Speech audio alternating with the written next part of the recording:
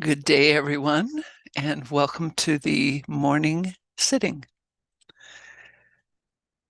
As we continue our week with these wholesome qualities of mind known as the divine abodes or Brahma Vihara, we are building on a foundation of metta or goodwill, loving kindness. Yesterday, we were focused on how goodwill that meets suffering responds with compassion, with caring. And today we'll focus on how goodwill that meets happiness responds with appreciative joy, also called sympathetic joy. In other words, we're happy for the good fortune of others and we want to see their happiness continue. The mind that can be happy at others' happiness and not caught up in jealousy or competition is a mind that can come to freedom from dissatisfaction, stress, and suffering. This is a mental state, by the way, that's really different from complacency. It's not just that we're okay, we're actually feeling happy, and there's an availability of peace with respect to the way life works. You know, sometimes people are happy, sometimes they're unhappy, sometimes we have ups, sometimes we have downs. And appreciative joy does not mean that we give up any motivation to help those who are not so fortunate. It means we see how life has this disparity. Human culture creates disparities, and we have compassion for the way that affects people. We see how privilege operates, and we're able to use whatever gifts that come our way, not just for our own pleasure, but to support wholesome action in the world, whether that action is very local, where you live, or has a bigger reach. So sympathetic joy is this beautiful quality and skill that has strength, and it's also able to offer strength to others. So with that, we'll begin our formal meditation, taking time to find the posture that supports you.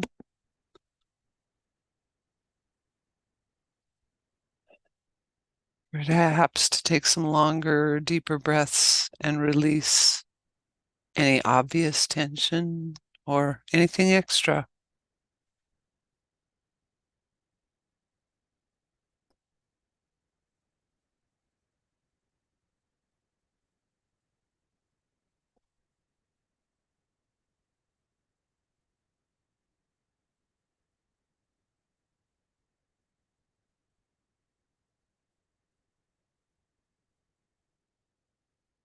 As you take these deliberate breaths, bringing energy into the body with the in-breath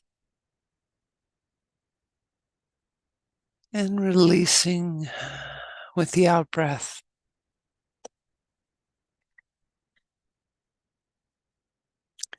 Notice what's arising in awareness right now. In the mind, the heart,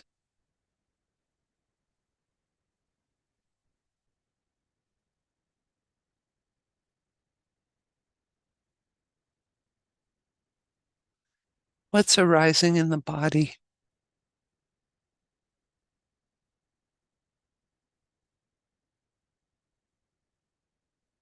And taking some time to bring any ease or softening that's available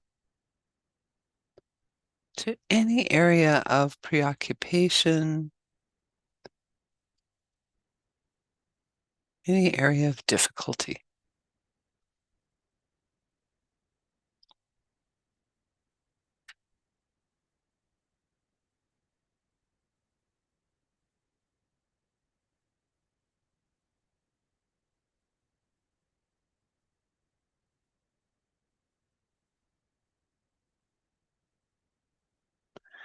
And perhaps allowing yourself to feel the presence of aliveness,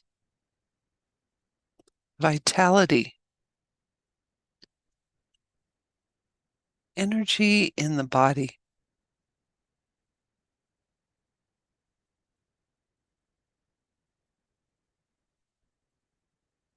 You might feel it in the breathing in and out.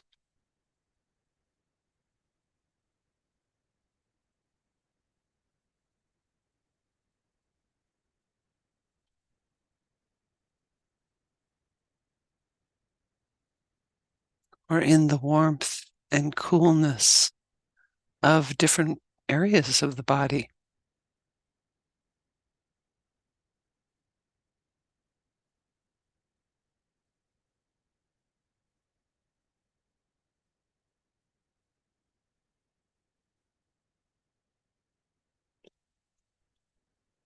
You might feel pulsing or vibration in the body.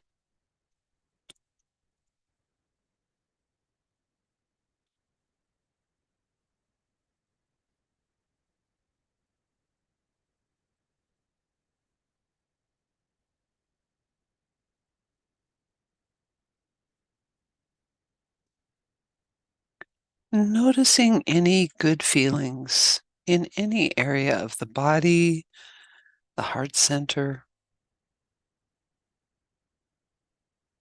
Even if some areas are uncomfortable, there may be other areas that feel good, that feel some ease.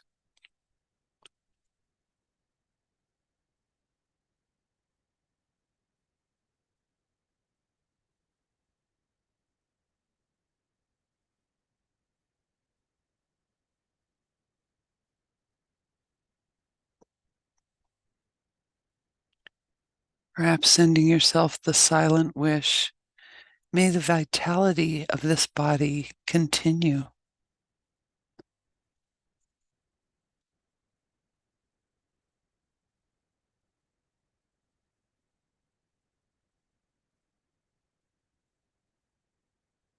Allowing yourself to feel any positive physical, emotional, mental feelings that are present.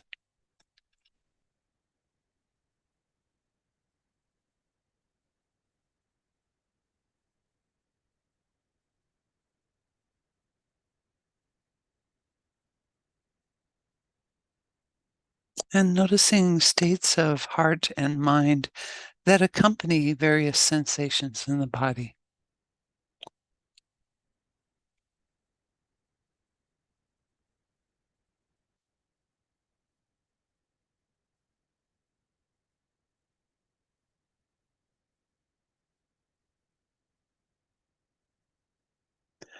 Appreciating any supportive emotions or thoughts, the presence of any happiness or joy or contentment.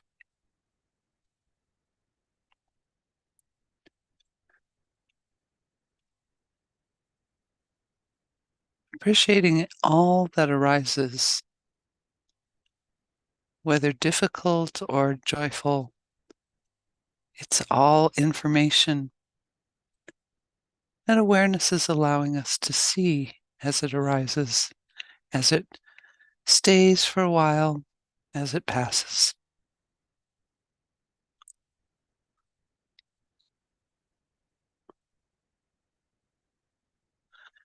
This morning, for those who would like, I'll offer a guided practice of appreciative joy.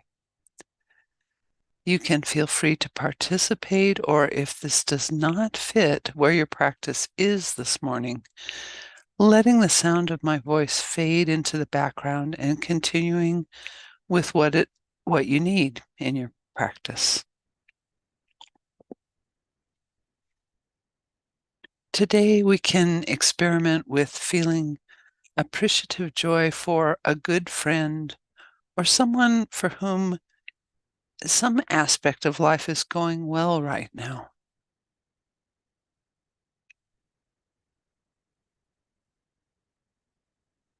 When you're ready, bringing this person to mind and imagining their face glowing with happiness.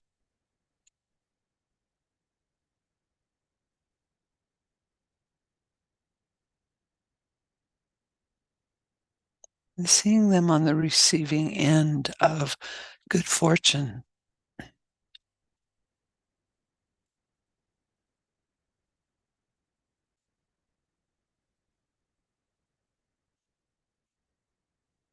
And perhaps silently receiving or repeating phrases of appreciative joy in the mind.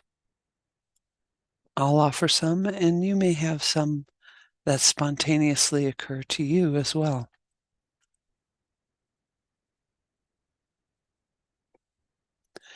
I'm happy that you're happy.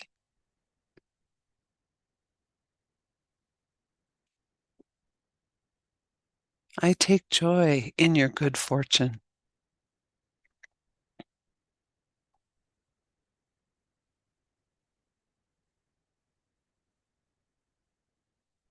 May your happiness continue and grow.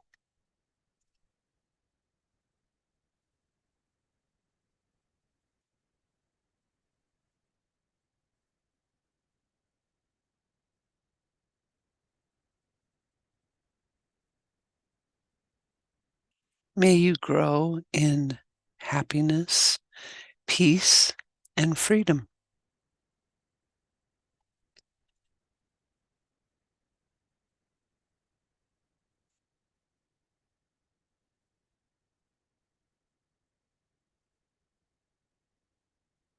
Continuing on your own with the phrases that speak to you, or simply feeling the heart filling with appreciative joy, and perhaps metaphorically sending that to the person whose happiness you are appreciating. May your happiness continue and grow.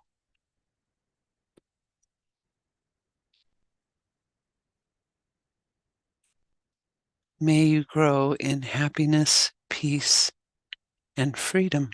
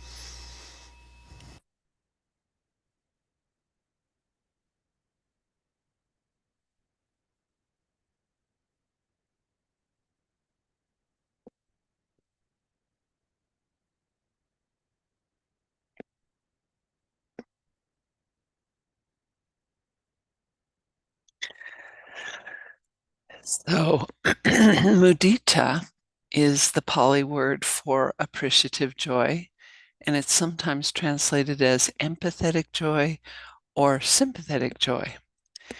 And it's what goodwill or metta feels when it encounters happiness. It wants the happiness of others and oneself to continue. Perhaps it's easiest to feel for yourself or the people that you love or like. If we, interestingly, if we fear deprivation or we've unconsciously harbored some idea that there's a limited supply of happiness, um, in such a way that if it goes to someone else or people we don't like, there will be less for us. So sometimes people feel competitive about good fortune or even feel envy when someone else receives something that they want for themselves. But of course, we can always contemplate, does another person's happiness diminish yours?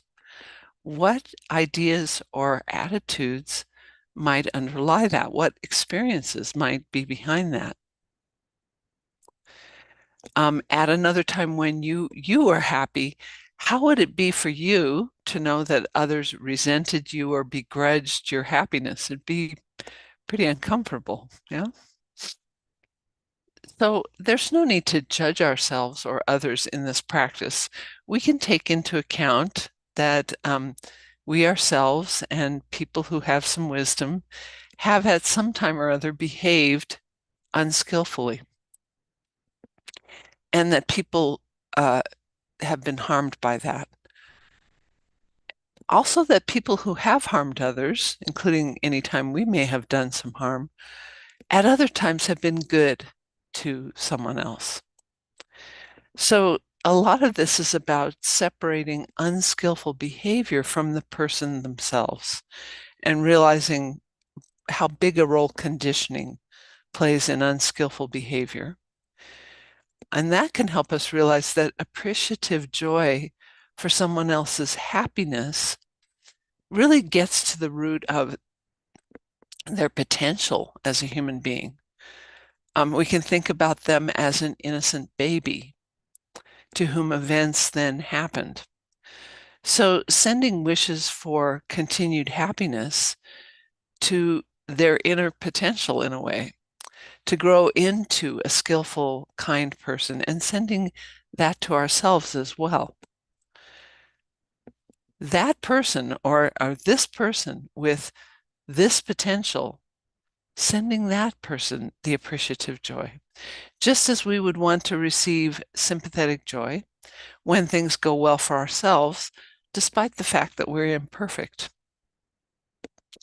Perhaps including the wish that someday we and others will be freed from suffering towards genuine, sustainable happiness in the Dharma. We may struggle with the realization that some have been born into privilege or currently enjoy some good fortune, while others are deprived of resources for even the most basic needs, water, food, shelter, love. In light of this, it's really helpful to remember equanimity, like a balanced mind and a wise view. And that wise view includes the recognition that actions have consequences.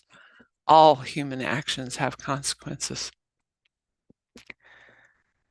So there are consequences from inequity, and the correction of it is probably not happening anywhere near as quickly as we want. But equanimity, together with sympathetic joy, compassion, and goodwill or loving kindness, can help us remain constructive while we're aware of the imbalance between those who have happy circumstances and those who don't. Appreciative joy has this wonderful quality, as do all the Brahmaviharas, of helping us see that happiness creates more happiness. Each of these Brahmaviharas foster an increase in themselves in the world. So if we offer kindness, kindness is more likely to be offered in return. If we offer compassion, that's likely to grow around us. And happiness becomes more abundant when we celebrate good fortune when it comes along. And, when any of these Brahma Viharas, including appreciative joy, when it feels difficult to access, it's always useful and skillful to wish that we could send wishes of one of these qualities. So, for example, may I open to the happiness I see in others? That's a wish to have access to appreciative joy. And we can balance any reactivity with our capacity to think wise thoughts. For example, I know that things that people get through crime or malfeasance don't last. I see that human life is short. I see that sooner or later, suffering and sorrow come to everyone. And most importantly, may I not begrudge a few passing moments of happiness in this life. It's not as abundant as we wish it were sometimes. So this practice of appreciative joy, uh, by the way, is of course supported by these other Brahma Viharas. Maybe you felt that. When there's kindness and goodwill, happiness grows. When there's compassion and care for others, happiness is then a possibility again. Each one strengthens and supports others. And I want to read you an excerpt from an essay by monastic Nyanaponika Thera. And he was someone who lived in the last century, a German-born Theravada Buddhist monk and scholar. After he ordained in Sri Lanka, he later became the co-founder of the Buddhist Publication Society, authored a ton of books and articles. And he mentored and taught a whole generation of Western Buddhist leaders, for example, Bhikkhu Bodhi. And many of us who have read, many of the suttas translated by Bhikkhu Bodhi will appreciate how important that is, since he's done so many translations on which those of us who speak English now depend for our information about the original Buddhist suttas, or as close to them as we can get. So Nyanaponika Thera wrote, compassion prevents love and sympathetic joy from forgetting that while we are enjoying or giving temporary and limited happiness, there still exists at that time the most dreadful states of suffering in the world. It reminds them that our happiness coexists with measureless misery, perhaps at the next doorstep. It's a reminder to love and sympathetic joy that there's more suffering in the world than we are able to help mitigate. And that after the effect of such mitigation has vanished, sorrow and pain are sure to arise anew until suffering is uprooted entirely at the attainment of nibbana. So this is one of the roles of compassion. Compassion does not allow that love and sympathetic joy shut themselves off against the wide world by confining themselves to just one narrow sector. Compassion prevents love and sympathetic joy from turning into states of self-satisfied complacency within some jealously guarded, petty kind of happiness. Compassion stirs and urges love, and he's referring to metta here, to widen its sphere. It stirs and urges sympathetic joy to search for fresh nourishment, not be complacent and stuck in one moment. It helps both of them to grow into truly boundless states, like the Metta Sutta that I read to you earlier this week was encouraging boundless loving kindness.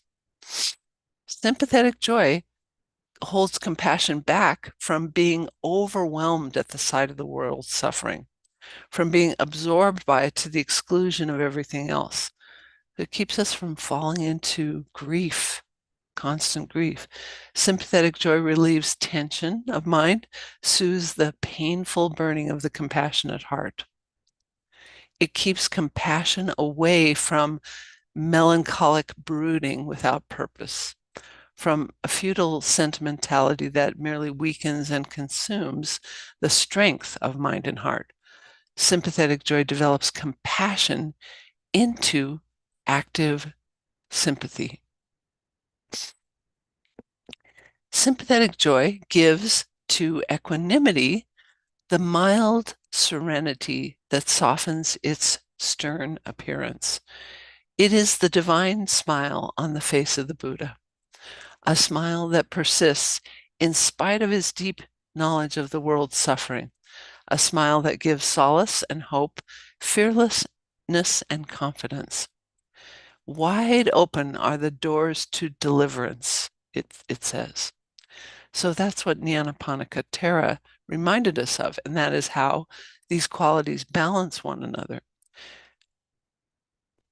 As you practice appreciative joy, you'll probably notice, maybe you just noticed, that it has an energizing capacity.